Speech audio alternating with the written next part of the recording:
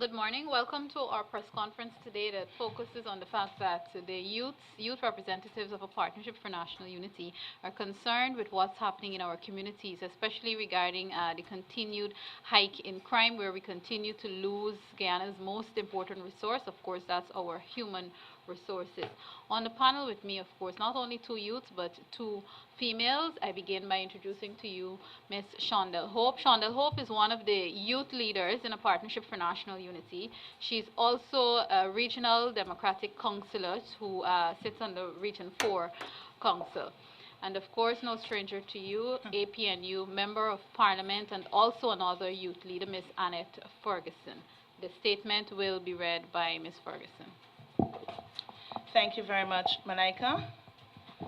Good morning to you, ladies and gentlemen of the media. APNU youth representatives call on citizens to take back their communities. A Partnership for National Unity, youth representatives note with grave alarm the continued senseless violence, especially gun violence, that has become the norm in Guyana. It is obvious by the lack of a credible plan of action that the People's Progressive Party Civic Administration is incapable or disinterested in finding a solution to this problem. Since the commencement of the year 2014, Guyanese have recognized and continue to endure high levels of criminal activities perpetuated on their fellow brothers and sisters, which in most cases lead to innocent lives being lost. Last Saturday, 23rd August 2014, Deborah Blackman, a mother of five, was fatally shot at her place of employment, Delicious Restaurant on Durban Street.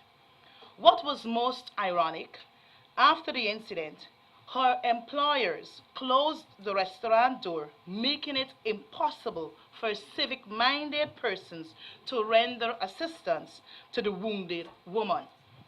Rather, she was left lying on the floor of the restaurant for an hour until the arrival of members of the Guyana Police Force.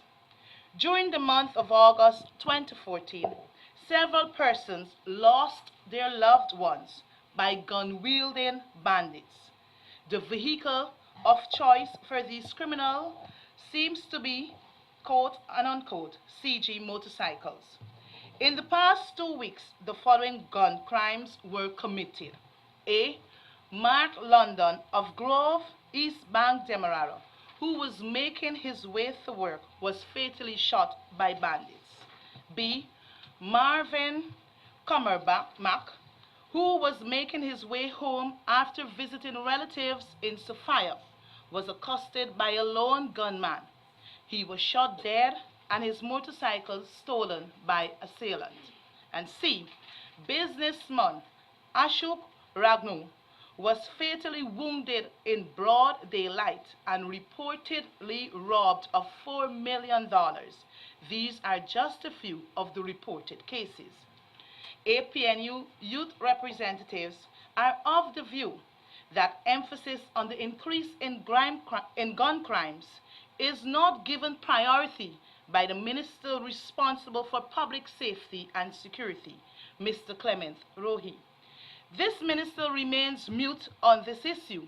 However, what is quite noticeable is that the minister is now meddling in the affairs of GCOM, rather than seeking ways to improve the crime-fighting capability of the Guyana Police Force, and in the process, ensuring that citizens of Guyana are safe and secure in their homes, communities, and by extension, the nation.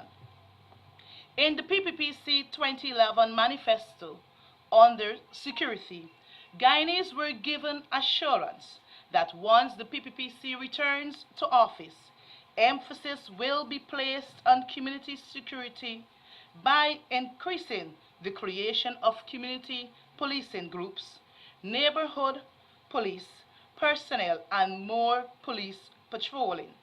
The PPPC has failed miserably in this regard. Therefore, since the PPPC government has failed miserably in ensuring that Guyanese lives are secured, APNU youth representatives are calling on citizens to take back their communities from the criminals who continue to drive fear in the lives of others. The time has come for each and every one of us to be our brothers and sisters' keeper.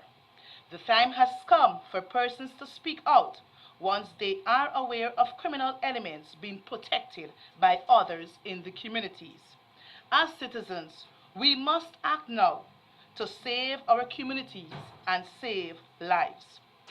We have lost all confidence in the PPPC administration to keep us safe. This is the end of the press statement. Thank you very much, MP Ferguson. I'll now invite Regional Councillor Shondell Hope to make an additional statement.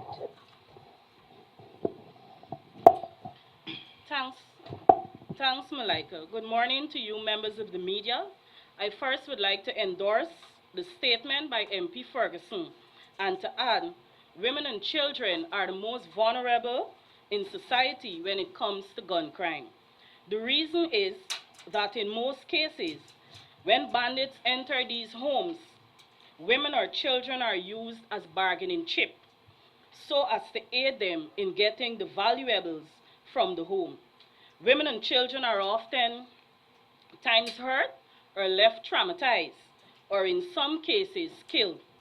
Another aspect is most times women would now be left to fend for themselves and children after the breadwinners would have been cut down in the prime of their lives.